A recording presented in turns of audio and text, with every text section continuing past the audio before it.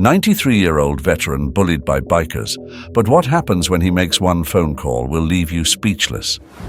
The first light of dawn cast a soft glow over Earl Mercer's front yard as he carefully made his way down the pathway. His 93-year-old steps measured but purposeful. His steady hands held a wooden cane, not out of necessity, but because his daughter, Emily, had urged him to use it after a slip last winter. Every morning, without fail, Earl followed a ritual he'd kept since settling into this home back in 1946. First came the flag raising, a silent tribute to the friends he'd lost in the Pacific during World War II. His arthritic fingers moved deftly along the rope, sending the stars and stripes up toward the brightening sky with the ease of an old habit.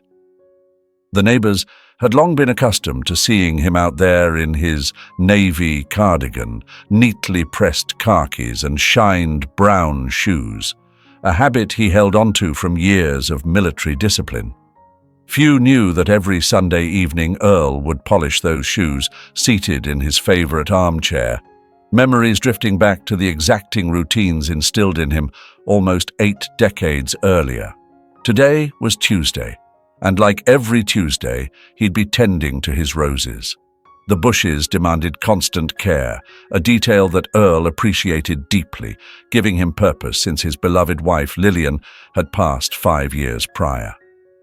"Good morning, Mr. Mercer," called Maddie, the cheerful 12-year-old from next door, as she sped by on her bike. Earl waved, a gentle smile crossing his face, recalling how she'd helped him plant tulip bulbs just last fall. The neighborhood kids had affectionately dubbed him Grandpa Earl, a term of endearment he cherished, despite having no grandchildren of his own.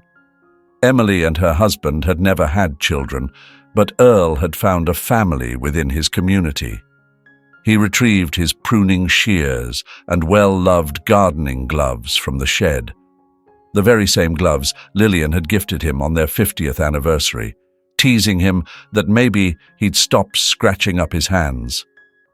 The gloves were worn now, patched here and there, yet irreplaceable. As he pruned and nurtured his roses, Earl's thoughts drifted back to his Navy days. He'd been only 19 when Pearl Harbor was attacked, enlisting the following day like so many young men of his generation. The Pacific Theater had been brutal, yet it was there on a small island amid the chaos that he discovered a new passion. Between battles, he'd join the locals in tending their gardens, finding a surprising calm in the midst of war. There, under the hot sun, working alongside villagers, Earl learned that life could flourish even in the hardest of times, a lesson that had remained with him. A familiar honk pulled Earl from his reverie. Mrs. Garcia, his neighbor from down the street, was driving her grandkids to school, honking twice as she passed, her signature greeting. Earl straightened, his back protesting, and waved as her red minivan rolled by. The morning wore on as Earl trimmed and tended his roses, occasionally sharing stories with the flowers, talking to them about Lillian or the goings-on in the neighborhood. Some might find it odd, an elderly man talking to his roses, but Earl understood that both people and plants thrived on attention and care. At precisely 10:30 a.m., he returned indoors for his mid-morning coffee. The porcelain cups Lillian had cherished still lined the kitchen shelf, and he always chose her favorite, the one with tiny pink roses, a sweet match to their garden. He added a teaspoon of sugar and a splash of milk, as he'd done for 70 years. Settling into his well-worn armchair by the window, Earl gazed out over his yard. The flag billowed gently in the breeze, his freshly pruned roses brightened the landscape with soft shades of red and pink, and the morning sun bathed everything in a peaceful glow. This little slice of heaven was Earl's, a reward from years of service, dedication, and love. Unbeknownst to him, this quiet Tuesday morning would be among his last moments of tranquility, Soon the calm would be shattered by the roar of motorcycles and the arrival of unwanted visitors, testing his patience and resilience in ways he hadn't known since his days in uniform. But for now, Earl sat contentedly, sipping his coffee, watching his roses sway in the breeze, blissfully unaware that he was about to face a battle unlike any he had faced since the war. On a warm Wednesday afternoon, the peace of Earl's neighborhood was abruptly torn apart. The rumble began softly, like distant thunder, growing louder until it rattled the china in Lillian's old cabinet. Startled, Earl looked up from his newspaper, his hands gripping the arms of his chair as 5 motorcycles thundered down his street, breaking the calm of his little world. This wasn't the first time motorcycles had rumbled down Sitter Street, but tonight felt different. These riders weren't just passing through. They doubled back and parked in the old warehouse across from Earl's house. That building had been empty for 2 years, since the furniture company moved out, its windows covered in dusty boards, walls splashed with graffiti. Through his living room window, Earl watched the scene unfold. What started as a handful of bikes grew to 20, then 30, each rider wearing a black leather vest marked with a red snake emblem. At the forefront was a tall, broad-shouldered man with a shaved head and thick beard, directing the others as they broke the chain off the warehouse door. As the bikers hollered and joked, Mrs. Park hurried by with her little dog, avoiding eye contact as best she could. Just yesterday, she'd stopped by Earl's with a batch of her homemade dumplings. Tonight, however, Earl felt a creeping unease. Sleep didn't come easily. The sound of pounding music poured from the warehouse, blaring until the early morning. Glass bottles rolled down the sidewalk, and shouts broke out like clockwork every hour. Twice, Earl heard glass shattering. The next morning, Earl spotted Maddie's father, Dan, clearing beer cans and trash off his front yard. "Morning, Earl," he greeted, his voice thick with exhaustion. "Did you manage to sleep at all?" Earl shook his head. "Not a wink. Have you tried calling the police?" Dan sighed, glancing toward the warehouse. 3 times already. They say their hands are tied unless the bikers break the law." Dan lowered his voice, eyes full of worry. "Earl, maybe today. Maybe skip putting up the flag. These guys don't seem to respect anything." But Earl wasn't one to change his habits. At exactly 7 a.m., he stepped outside to raise his flag, the same way he'd done every morning since his wife, Lillian, passed. As he hooked the flag to the pole, a motorcycle engine revved across the street. "Hey, old-timer!" a voice shouted. "Nice lawn you got there!" One of the riders sped forward, tearing across Earl's perfectly kept grass, leaving deep, muddy ruts behind. The rider, clad in the red snake vest, laughed as he circled back to the warehouse. More bikers showed up throughout the day. They called themselves the Red Serpents, and their presence was changing the neighborhood's quiet character. Kids no longer played outside. Mrs. Garcia had stopped honking her friendly morning greeting, and Maddie's family had drawn their curtains tight. From his window, Earl observed as the bikers turned the warehouse into their clubhouse, draping their red snake banner over the door, hauling out old couches to the loading dock. The steady noise of clinking bottles and rowdy laughter filled the air. Later that afternoon, Earl went out with a rake, trying to smooth over the tire tracks in his lawn. Just then, 3 bikers walked up to his fence, led by the tall man with a snake tattoo curling up his neck. "Well, look at this, boys," the man sneered, voice dripping with mock sweetness. "Grandpa's out here playing in the dirt." Earl straightened as best he could, ignoring the stiffness in his back. "The name's Earl Mercer," he replied, meeting the man's gaze. The man laughed, a smirk spreading across his face. Earl Mercer, huh? Call me Snake. And this? This is our territory now, so you'd better remember that." With a smirk, Snake spat onto Earl's freshly cleaned sidewalk, his friends chuckling as their laughter echoed down the once peaceful street. That night, the music from the warehouse was even louder than before.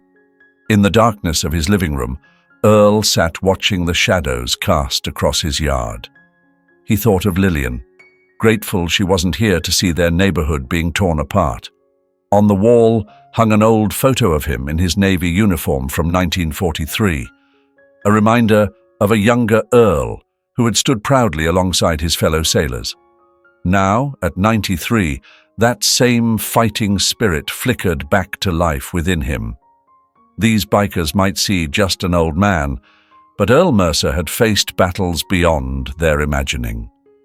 Around midnight, after hearing yet another bottle shatter against his fence, Earl made up his mind. Tomorrow, he would take action. He hadn't dedicated his life to his country just to let bullies ruin his neighborhood. But first, he would need to rally some allies. When the weekend arrived, it brought with it the Red Serpent's loudest party yet. The pounding music shook Earl's windows from midnight to 1 a.m. Then 2. He watched from his bedroom window as drunken bikers staggered across the street, knocking over trash cans, even scaring away a stray cat that had recently taken to sleeping on his porch. At 2:30, Earl had finally had enough. Pulling on his navy blue cardigan over his pajamas, he grabbed his cane and stepped out into the cool night air. The night air held a chill as Earl approached the warehouse, each step crunching over discarded beer cans littering the ground. With a steady voice honed over years of leading young men in wartime, he called out, "Excuse me." It was past midnight, and his family was trying to rest. The music lowered just a bit as Snake, the head of the biker gang, stepped out into the dimly lit night, his snake tattoo slithering ominously under the streetlight's glow. A few other bikers followed, forming a loose half-circle around the old veteran. Snake smirked, taking a swig from his beer. "Well, if it isn't Grandpa Garden," he taunted. "Isn't it past your bedtime?" Earl didn't budge, his hand gripping his cane. "My name's Earl Mercer. I'm politely asking you to turn down the music. People need to sleep, and kids have school tomorrow." Snake moved closer, looming over him, the stench of alcohol on his breath. "And if we don't feel like it, Mr. Mercer?" He dragged out the name, mocking Earl as the bikers sneered. "What's an old guy like you gonna do about it?" Unfazed, Earl replied, "I've already called the police 3 times. They're on their way."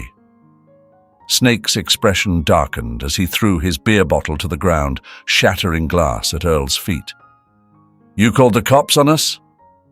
he growled. Turning to his gang, he spat, "Looks like Grandpa needs a lesson in respect." 2 of the bikers immediately headed toward Earl's house, one kicking down his mailbox, another tearing up his carefully tended rose bushes. Earl's heart raced as he watched them destroy his beloved garden. "Stop this, right now!" His voice echoed across the street, fierce and commanding, startling even himself. "You're breaking the law." Snake laughed without humor, then ambled over to Earl's flagpole and yanked it hard. The metal shook violently. "Don't touch that flag," Earl warned, his voice low and deadly. In that moment, he was back in 1945, protecting what he valued most. But Snake didn't care. With one sharp pull, he toppled the flagpole, letting the American flag fall into the mud. Something ignited in Earl. With a speed and strength he hadn't felt in years, he lunged forward, pushing Snake back.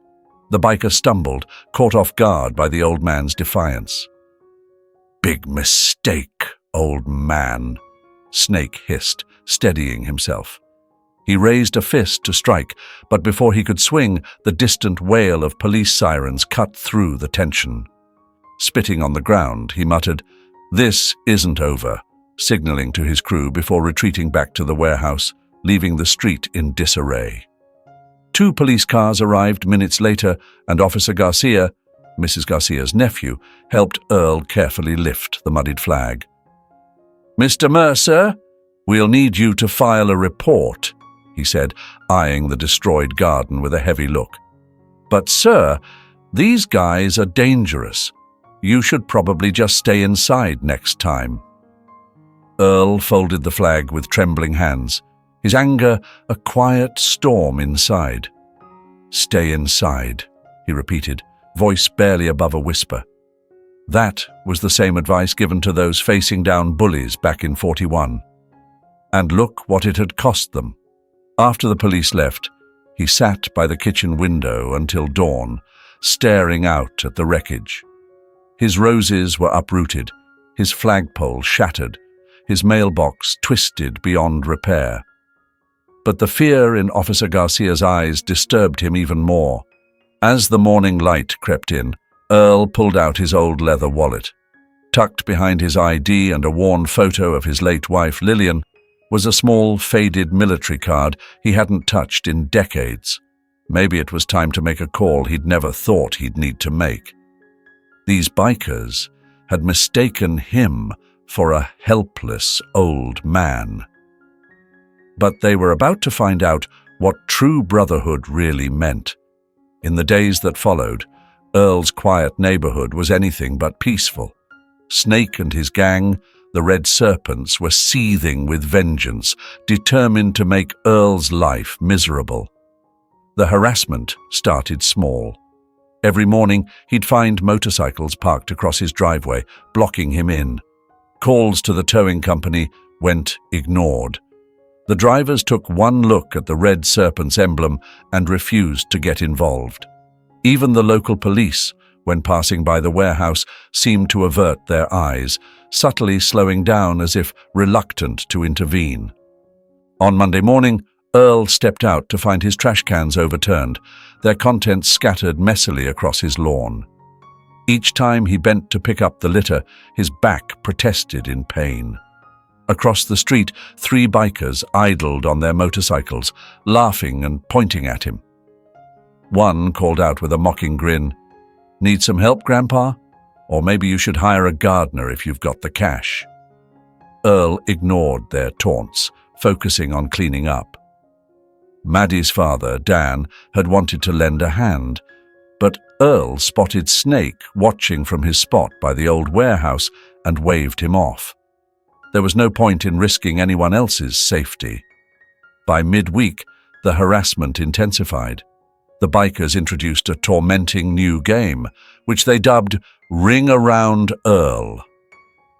They'd rev their motorcycles and circle his home repeatedly, creating a deafening noise that terrified Earl's cat, Mr. Whiskers, who darted off in fear and didn't return. Mrs. Park tried to bring Earl some of her homemade dumplings, but 2 bikers blocked her path, smirking, "Sorry, lady, this sidewalk's off limits." Near tears, she abandoned the dumplings on the pavement and hurried away. That night, Earl sat alone at his kitchen table, eating canned soup.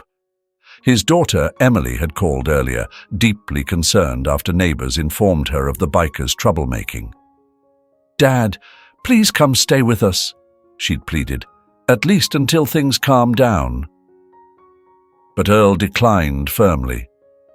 "This is my home," he replied. "I didn't let the Japanese push me off my ship back in 44, and I won't let these hooligans chase me out in 2024. The next morning, Earl faced the most heartbreaking scene yet. His lawn was a mess of deep tire tracks. The bikers had torn through his garden during the night, obliterating his roses, the same roses he and his late wife Lillian had planted 30 years ago. Even the neighbors who once greeted him warmly now crossed the street to avoid his house, not out of anger, but out of fear. Snake and his gang had made it clear Anyone who helped Earl would face their wrath.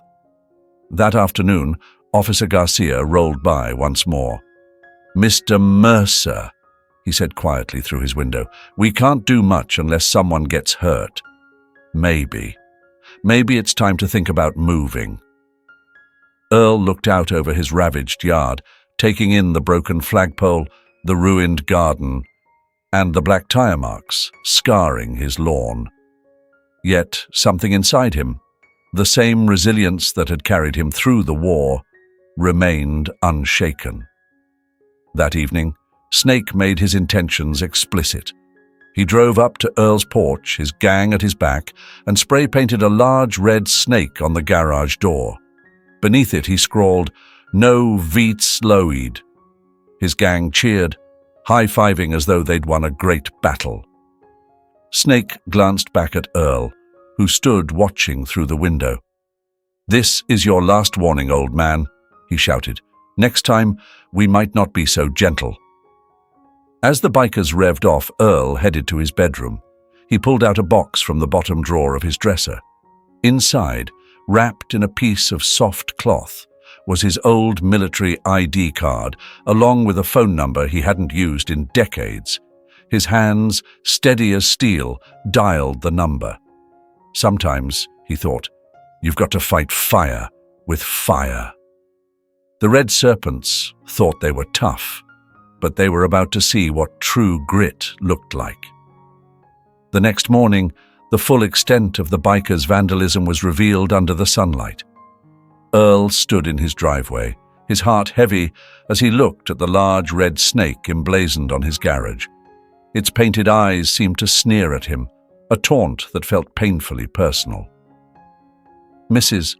Garcia drove by without her usual honk, and her young son, peeking through the car window, looked at the destruction with wide, sad eyes before his mother pulled him away. The street, once alive with laughter, had turned silent with fear. As Earl scrubbed at the graffiti with an old brush, each motion straining his arthritic hands, he heard the all-too-familiar rumble of engines. 3 Red Serpents pulled up, led by Snake's right-hand man, Hammer, who watched with a twisted smirk as Earl continued to scrub. "Cleaning up after us, old man?" Hammer laughed, revving his bike with a taunting smirk. It was a pity. Snake had spent hours on that so-called artwork. Earl kept scrubbing, trying to block out their jeers. But then Hammer reached into his jacket and did something Earl couldn't ignore. He pulled out a crumpled, dirty piece of cloth. Earl's American flag, the one they had torn down days ago, was now smeared with dirt and oil. "Found this in our trash," Hammer sneered. "Figured you'd want it back." He tossed the filthy flag onto Earl's driveway, then rolled over it, leaving dark tire marks across the stars and stripes. Something inside Earl snapped. In his mind, he saw the faces of young men he'd served with, friends who had never come home, who had fought and died for that very flag. His hands shook, but not from age. This was anger. "You know what?" Earl said softly, setting down his brush. "I've been far too patient." He walked over to his mailbox, now leaning to one side after one of the bikers' pranks. He opened it to get the day's mail, finding a letter from his daughter Emily. But beneath the letters was something he'd put there that morning. His old leather wallet. The bikers watched, snickering, as Earl opened the weathered wallet. Behind a faded photo of his late wife, Lillian, was his military ID card. It was more than just a card. It was a reminder of a bond that never faded. "What's that, Gramps? Your AARP card?" Hammer taunted, and his gang burst into laughter. Ignoring them, Earl ran his fingers along the edge of the ID card. The number on the back was smudged with time, but still legible. He'd memorized it long ago, never thinking he'd need it again. But as he looked at the ruined flag in his driveway, He knew that moment had come.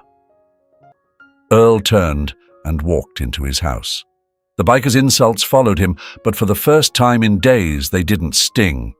He picked up the phone, his hand steady, and dialed. The phone rang 3 times before a voice picked up, gruff but familiar. "Yeah?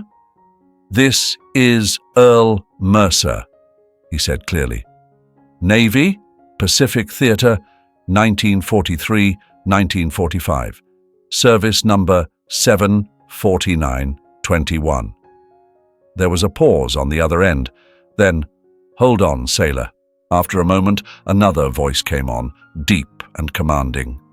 "Earl Mercer, Arizona Rescue, U.S. Pacific Command." "Yes, sir," Earl replied, his voice steady. "I know it's been a long time, but—" "Say no more, brother," the voice interrupted. "We take care of our own. Always have, always will. What's your location?" As Earl gave his address, he heard the distinct rumble of engines on the other end. Not like the obnoxious revving of the Red Serpent's bikes, but something solid and purposeful. "Hold tight, Earl. Help's coming. And plenty of it." After hanging up, Earl stood by his window, watching the bikers in his yard, still jeering and mocking. They felt untouchable, proudly displaying their red snake insignias, as if that gave them real strength. But Earl allowed himself a small smile. Soon they'd know what true loyalty and strength looked like. Soon they'd understand the difference between pretending to be tough and having the real stuff in your veins. 2 hours later, the first sign of change stirred in the quiet suburb. It started as a low rumble, distinct from the usual harsh growl of the Red Serpent's bikes. This sound was deep, like distant thunder, steady and controlled. Snake and his gang were lounging outside the warehouse when they heard it too, looking around in confusion. The sound grew louder, coming from both ends of the street. Snake stood up, his grin fading to worry. Earl watched from his window as the first bikes came into view. But these were no ordinary bikes. They were gleaming Harley-Davidsons, polished to perfection, their chrome catching the morning light. The riders wore leather vests too, but these were adorned with American flags, military emblems, and unit insignias. They arrived in waves, 5, then 10, then 20 bikes, until both ends of the street were lined with motorcycles. Earl counted at least 50 veterans, moving with a precision born of discipline and years of service. They surrounded the Red Serpent's warehouse, forming a silent, immovable circle. There was no shouting, no unnecessary revving, just calm, unmistakable strength. These weren't people playing at toughness. These were men and women who had proven their mettle on the battlefield. A large motorcycle rumbled to a stop in front of Earl's house. Its rider was a tall, weathered woman in her 50s, her silver hair pulled tightly into a braid. Combat medals glinted on her vest alongside a patch that read, "Iron Lady, Desert, Storm, Veteran." She strode up to Earl's door and knocked with confidence. When he opened the door, she snapped a crisp salute. "Senior Master Sergeant Emily Martinez, sir, U.S. Air Force, retired. We heard one of our own could use a hand." Behind her, more veterans were stepping off their motorcycles. They were from different generations. Vietnam vets with grey in their hair, Gulf War vets in their 50s, and younger ones from Iraq and Afghanistan. Some walked with canes, others on prosthetic legs, but all of them moved with purpose. Earl's voice broke with emotion as he took in the scene. "All this from one call?" Iron Lady smiled. "The number you called reached the Veterans Motorcycle Alliance. We have chapters in every state. When we heard it was Earl Mercer, the Earl Mercer who pulled 3 men out of a burning Arizona, we knew it was time to show up. Some of us rode in from 3 states over." Across the street, Snake and his gang had gathered outside their warehouse, their posturing faltering as more veterans arrived. The Red Serpents might have intimidated locals, but here, surrounded by true warriors, they seemed to shrink. A towering man with a Marine Corps tattoo stepped forward, picking up Earl's desecrated flag from the driveway. His hands shook with restrained anger as he folded it with military precision.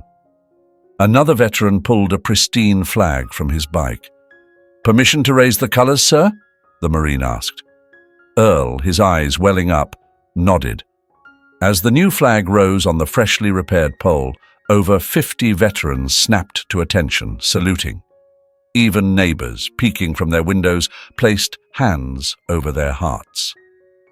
Iron Lady turned to face the Red Serpents, her voice steady but brimming with authority. "It's time we had a talk about respect, especially toward our World War II veterans." Snake, attempting to maintain his defiance, sneered. "This is our territory now. You can't just—" "Your territory?" A voice cut him off, thunderous and unwavering. It came from a man in his 70s, standing tall. "Son, this ground was bought and paid for by men like Earl Mercer. Men who bled for the flag you desecrated." The veterans started moving toward the warehouse, their steps silent but coordinated, like a seasoned unit. They didn't threaten. They didn't need to. Their presence alone was enough. From his porch, Earl watched as Iron Lady walked toward Snake, her combat boots echoing on the pavement. She was a woman who had faced true battles, confronting a bully who merely played tough. "All right," she said, her voice calm but resolute. "Let's talk about how things will work from now on." The Red Serpents were on the verge of learning an invaluable lesson. There's a difference between appearing tough and being strong. And real strength, as Earl had always known, came from loyalty, honor, and standing up for what was right. Standing in the center of Cedar Street, Iron Lady planted her boots firmly on the asphalt. The Red Serpents clustered outside their warehouse, looking less and less confident as they found themselves surrounded by real veterans. Morning light glinted off the array of medals and patches that adorned the veterans' vests. Iron Lady's voice cut through the silence. "First things first, you're going to clean up every single mark of vandalism you left on Mr. Mercer's property, every tire track, every piece of trash, every splash of paint." Snake puffed up his chest and sneered. "And if we don't?" An older veteran stepped forward, a Vietnam service medal displayed proudly on his vest. "Then we make a few calls. You see, we've got brothers and sisters in every precinct, courthouse, and city office across the state. One call, and they'll start checking building codes on this warehouse of yours." He let the implication linger. Another veteran, using a prosthetic leg from his service in Iraq, pulled out his phone. "Already got photos of those illegal modifications on your bikes. Funny thing, my sister's at the DMV. She'd find this real interesting." The Red Serpents began to shift uncomfortably, their bravado crumbling as they realized they were up against people with real authority, not just the power to scare local residents. "You've got nothing on us," Hammer scoffed, though his voice shook. Iron Lady's smile was anything but warm. "Actually, we do. Those security cameras Mr. Mercer put up last week, they're military-grade, Hammer. They catch every detail, even in the dead of night. We have everything on record." Snake's face went ghostly pale. He hadn't noticed the discreet little cameras. Iron Lady continued, her voice sharp as she held up a stack of papers. "And while you boys were out here stirring up trouble, we dug a little deeper. Turns out, Snake, or should I say, Robert Wilson, you've got 3 outstanding warrants across 2 states." Snake's gang looked on, stunned. Their leader had always bragged he was dodging the law because he was too tough to catch. Now they were seeing the truth. He'd just been hiding. Hammer, too, had some Paperwork issues, another veteran spoke up. And that warehouse you've been trashing? Belongs to a Marine Corps vet. He's not too thrilled about the state you've left it in. Iron Lady continued, her voice cold. At that, the members of the Red Serpent started to back away from Snake, who was quickly losing his tough guy image. The truth had laid him bare. Iron Lady raised her voice slightly. So here's what's going to happen. You're going to fix every last thing you've wrecked. You'll apologize to Mr. Mercer and every other neighbor you've harassed. Then, you'll leave this neighborhood and never come back. Snake tried to muster one last defiance. And if we refuse? A deep voice responded from behind him. Then we stay. It was the Marine vet who had folded Earl's old flag. We'll be here all day, every day. When you try to sleep, we'll do maintenance. When you want to party, we'll hold choir practice. We've got enough of us to keep it up for years if we have to. Snake, realizing he'd been outmaneuvered, finally gave in. Fine, we'll fix it, he muttered. Start with the flag you painted on Mr. Mercer's garage, Iron Lady ordered. And while you work, maybe we'll share stories about what real toughness looks like the time Mr. Mercer swam through burning oil to save his shipmates at Pearl Harbor. The Red Serpents spent the next few hours cleaning up under the watchful eyes of the veterans. Snake and Hammer scrubbed off their graffiti, faces burning with shame. Other gang members repaired Earl's garden, replaced his mailbox, and cleared away every last bit of their mess. Earl sat on his porch, surrounded by veterans sharing stories of service and sacrifice. Each story reminded everyone within earshot what true courage, brotherhood, and respect meant. By late afternoon, 2 police cars pulled up. Officer Garcia stepped out with deputies from neighboring counties. Robert Wilson, he called, you're under arrest for those outstanding warrants. As Snake was led away in handcuffs, his bravado completely gone, Iron Lady turned to Earl with a genuine smile. Mission accomplished, sir. Earl surveyed his cleaned-up property, the flag now proudly flying again, and the bullies finally being taken away. Mission accomplished indeed, he agreed, then added, but please stay for dinner. Lillian taught me how to make one mean pot roast. News of Snake's arrest spread fast, and by sunset, Setter Street felt lighter, as if a dark weight had lifted. Inside Earl's living room, veterans shared coffee and swapped stories about their years in service. Iron Lady organized teams of veteran bikers to help restore the neighborhood, carefully replanting Earl's roses and removing every trace of motorcycle tracks from his lawn.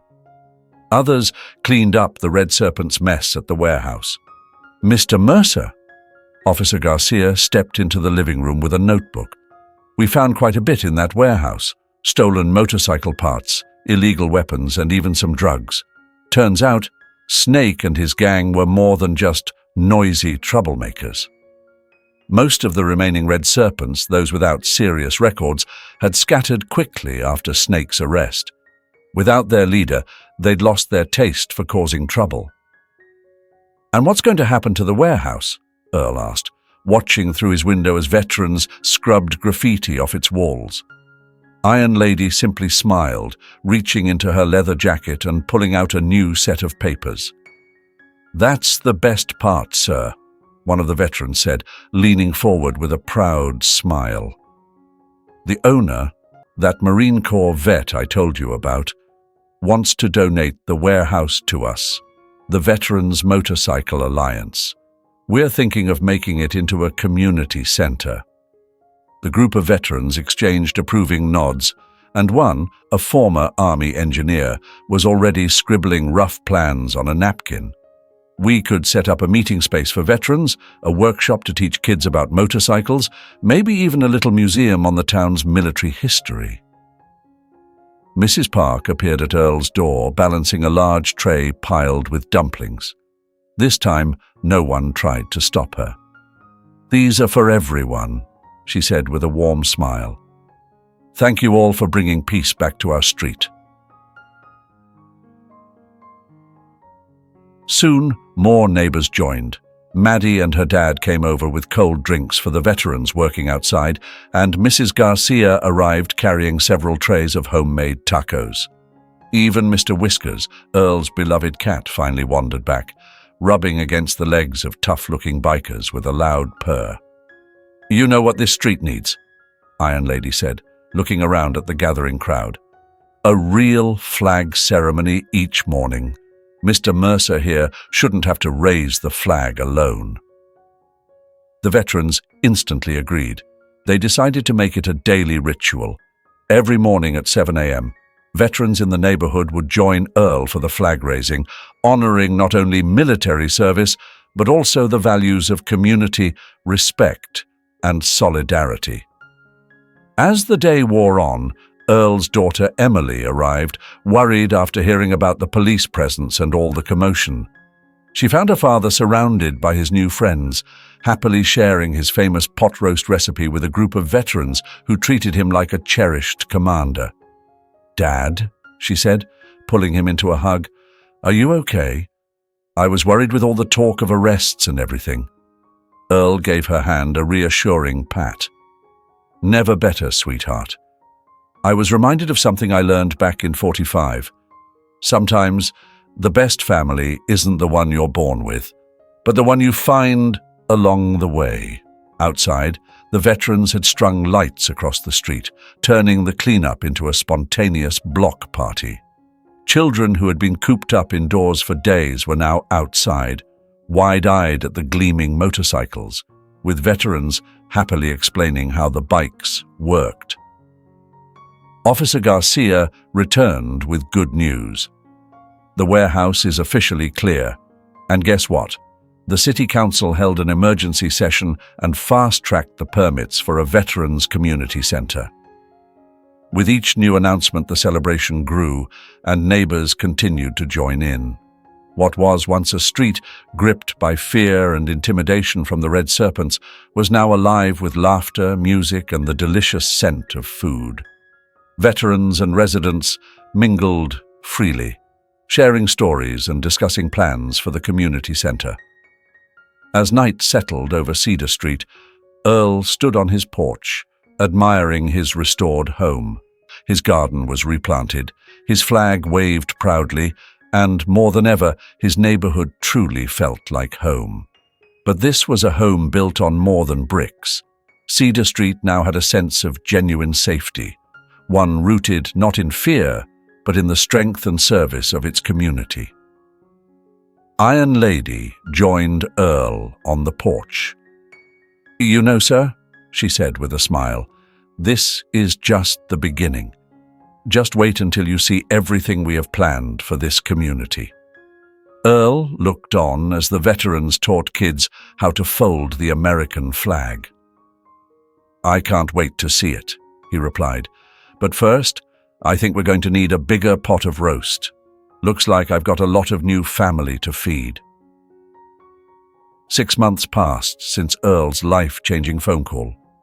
Cedar Street had transformed into something truly special, bringing a smile to Earl's face every time he glanced out the window. The old warehouse, once a symbol of menace, now stood proudly as the Veterans Community Center, its walls newly painted in navy blue and decorated with military flags. Every morning at 7 on the dot, Earl stepped out onto his porch for the flag-raising ceremony. He was never alone. A loyal group of 15 to 20 veterans joined him daily, their motorcycles parked in neat rows along the street.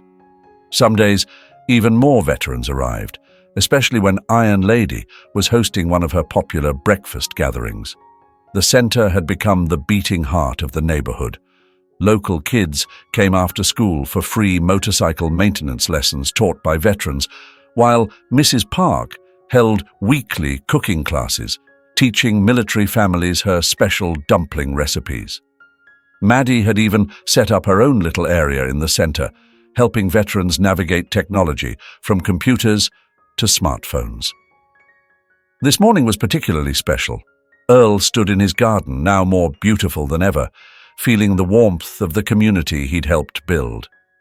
The veterans hadn't just revived his rose garden, they'd enriched it, introducing new varieties, including a special white rose they called Lillian's Memory, honoring his late wife.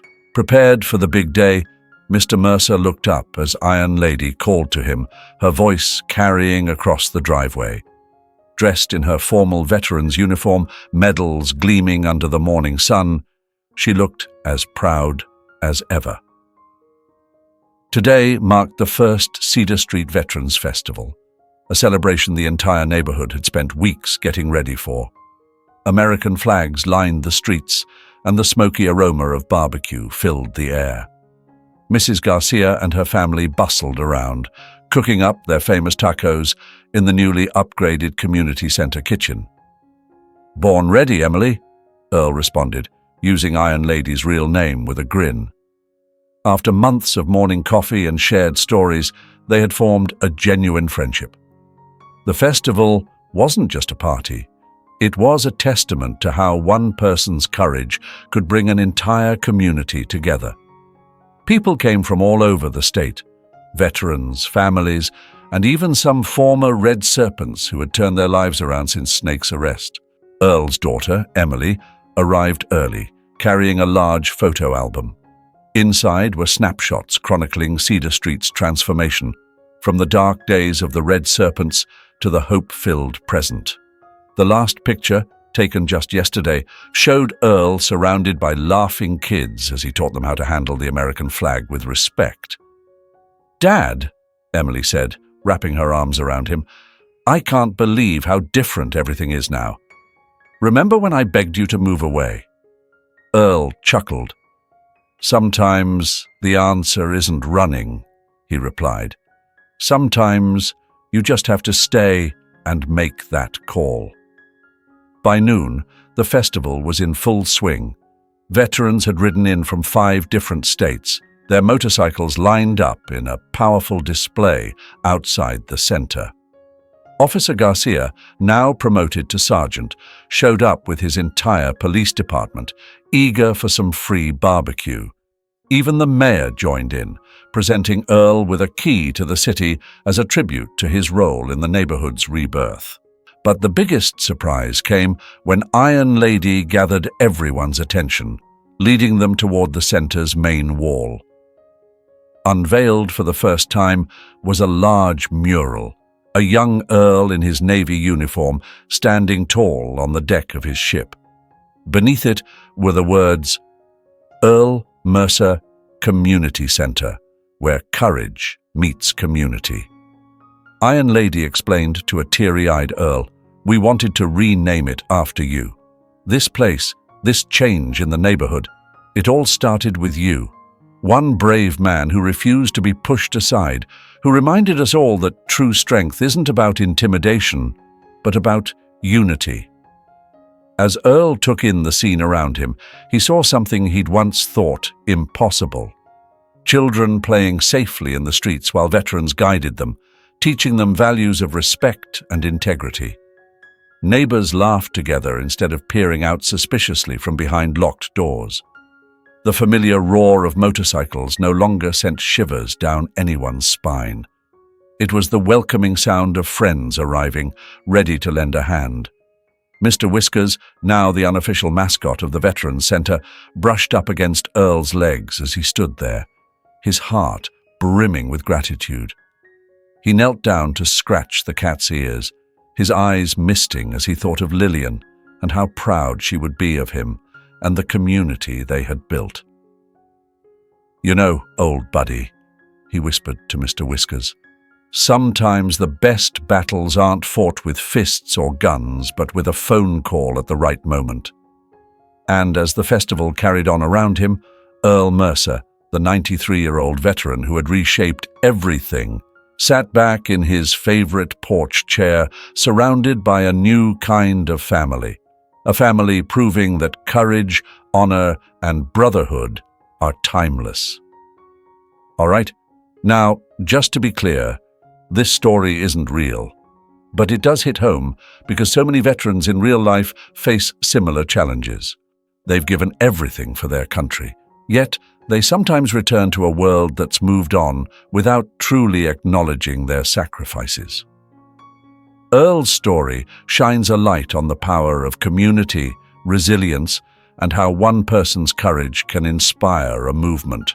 We see this old Navy vet, who's already faced down one war, get pushed to his limits by a group that tries to scare him out of his own neighborhood. But instead of backing down, Earl shows that courage doesn't age. It only grows stronger. This whole journey reflects a bigger truth about respect. Veterans like Earl often face disrespect or disregard even after sacrificing so much.